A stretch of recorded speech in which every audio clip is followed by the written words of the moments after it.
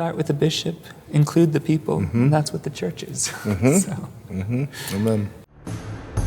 Wisdom has built her house. She has hewn out her 7 pillars. She has slaughtered her meat, and she has mixed her wine.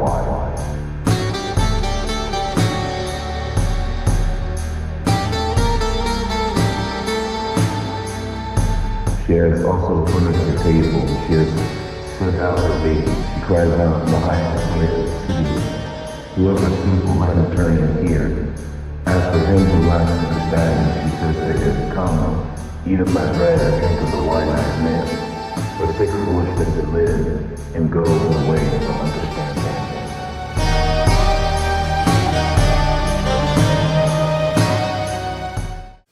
Well, anything else, or should we start looking at some of these questions? No, I think we can get into the questions. I'm sure they'll bring up other things as well. Yeah, of course. But yeah.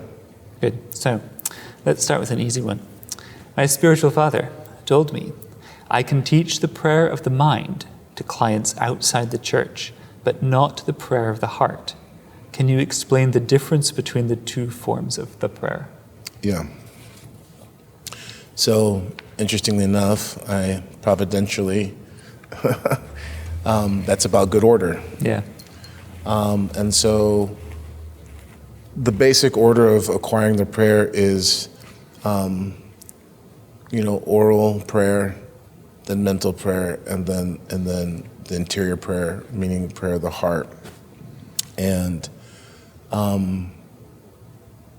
I would say that the best way to understand that is the mental prayer engages the intellect in such a way that it allows a person to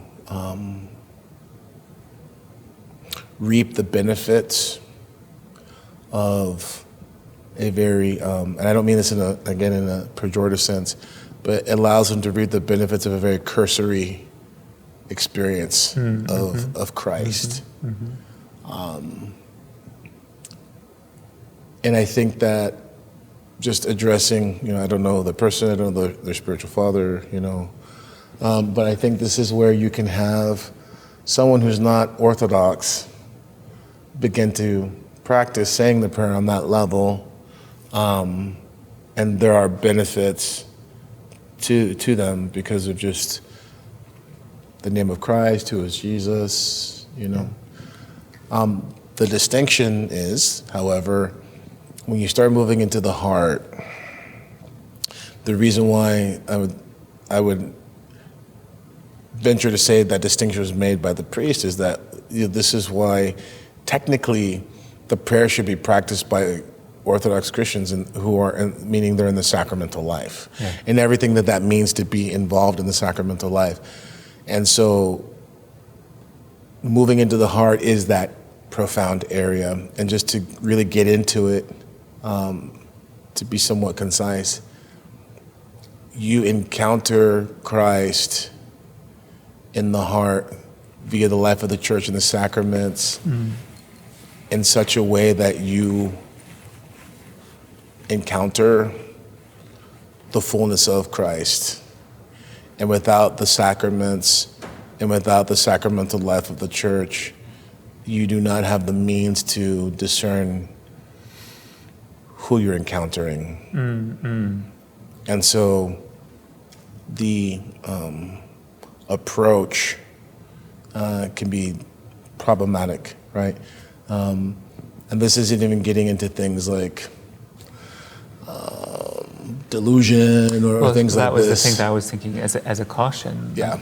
I mean, the danger of giving somebody who doesn't know what they're doing and doesn't have the guidance. It's like telling them to go run in a dark room. They're going to hit a wall. They're going to hurt themselves. Yeah, they're going to hit a wall. And so, to me, that's really evident right there. But just even to be clear, there are things that people can encounter and have experiences that can be very painful and frightening. And here's the thing, though. They could attribute that to something demonic, and it wasn't actually. I think what I'm trying to get at is someone can actually encounter God to a greater degree, and they're not ready for that. And that can be very problematic, you know. And so, again, I don't know the priest, but even for me, that's what I would say. So, a very different question. Actually, let's skip this one, because this one is more on theme. How do we work with those outside the church, i.e. heterodox or pagans or whatever? Is it all we can do at a certain point just to bring them to psychological stability if they aren't open to orthodoxy? I would say no. I would say that you can expect, with God's help, to bring them to some sort of homeostasis in regards of their mental health or psychological state. But I would say that we can still, and I think this is part where the training comes in. Yeah, exactly. Because I know from experience, you can still communicate to people a measure of peace that becomes an invitation to them. Yeah. But you have to be frank, you have to kind of know what you're doing. But it's possible, for sure. Yeah, so I'd say no. You know. There's also is it Father Justin who highlighted that psychological stability and spiritual growth are not necessarily required for each other? Oh, yeah. Right, so right, in the ministry that we have to a person, psychological stability is good, don't get me wrong, but it's not necessarily the thing that should be our primary concern. Yeah. No, and I even echoed that. I got cut short because of, it was my fault. But that's why the Iura Divi are so important, I think. The Holy Fools, because they explicitly prove that. Because sometimes sausage on a Good Friday is. That's right. How do you help someone develop emotional stability? Yeah. The thing about helping someone develop emotional stability, obviously it's really big, but to just kind of like get into it, helping them become aware of others. Helping them become aware of others. That's the key. A person who is emotionally unstable is a person who's fundamentally self-obsessed to whatever degree.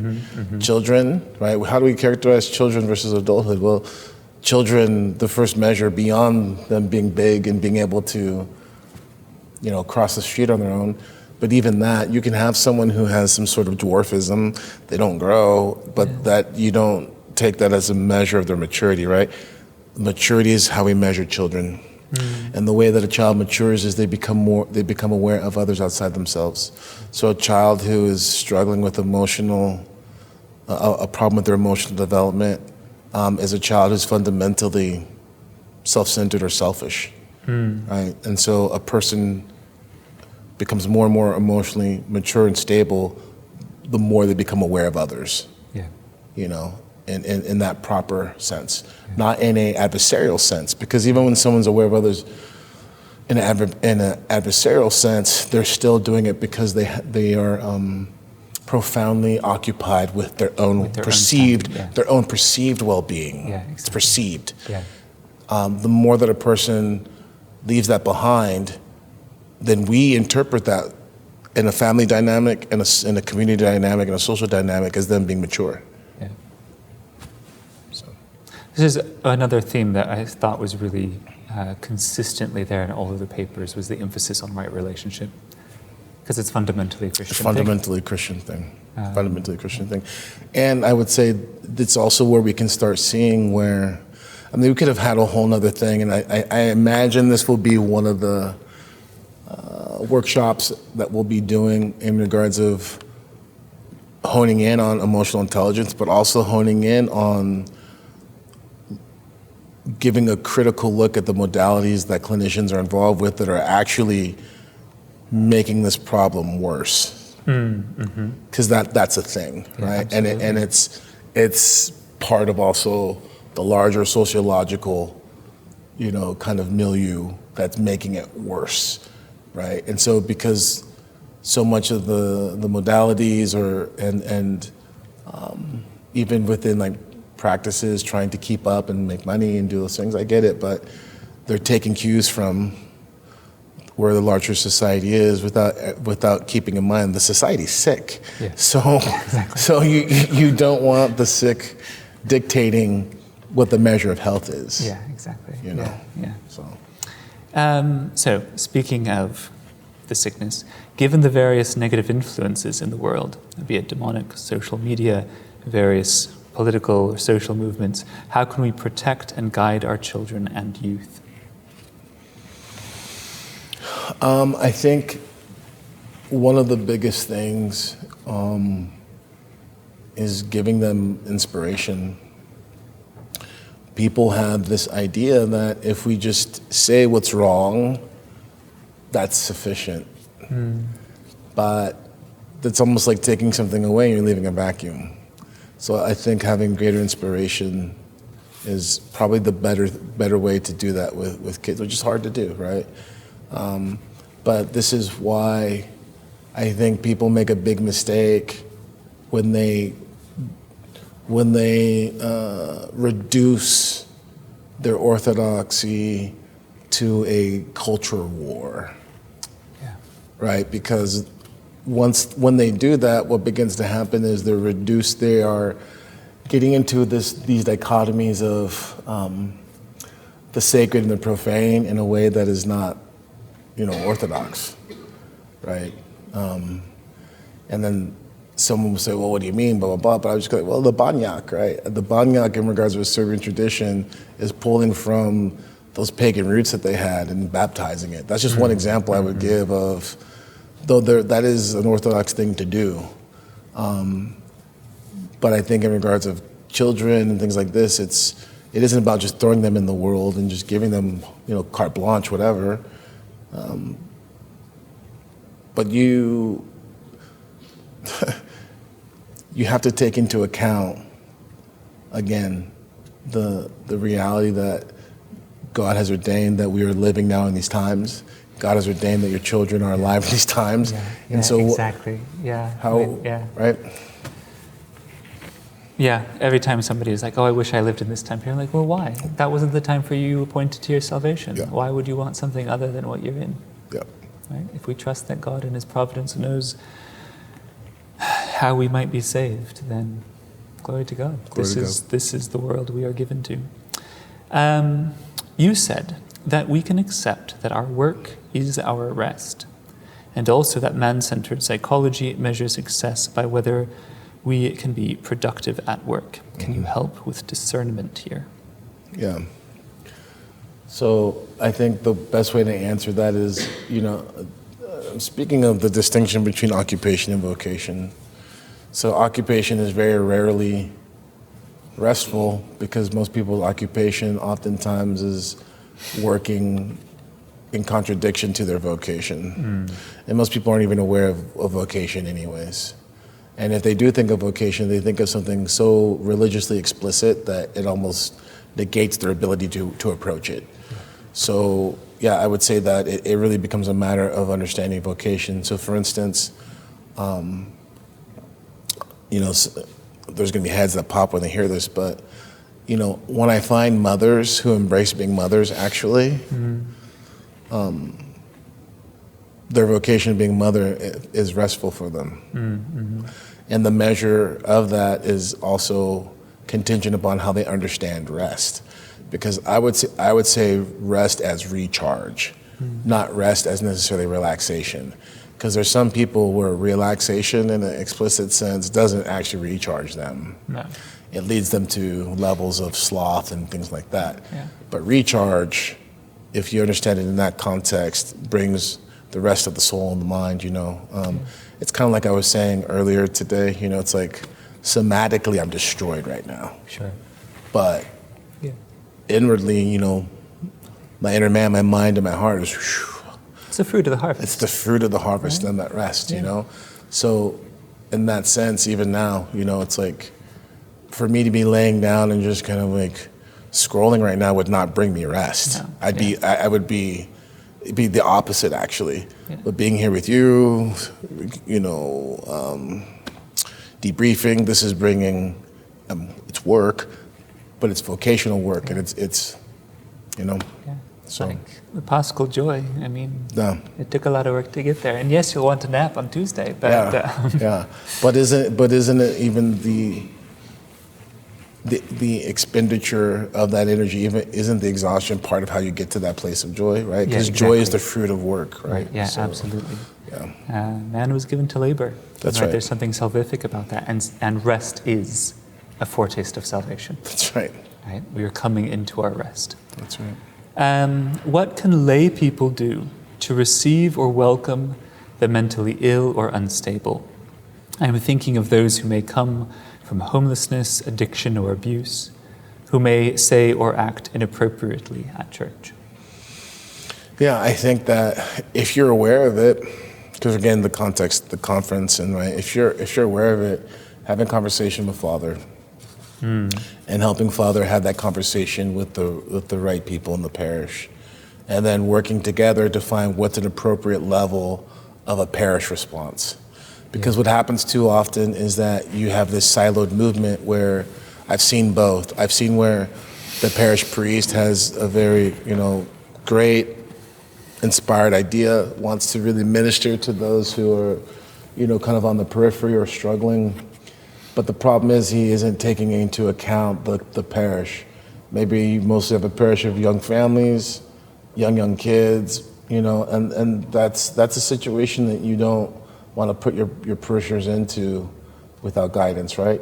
But the flip can also happen where you may have a couple key people that are excited about that. They want to work with people who are maybe indigent or maybe these people that we're speaking about, but they're taking it on their own strength. They're not communicating with the priest, right? So I think you need to have both.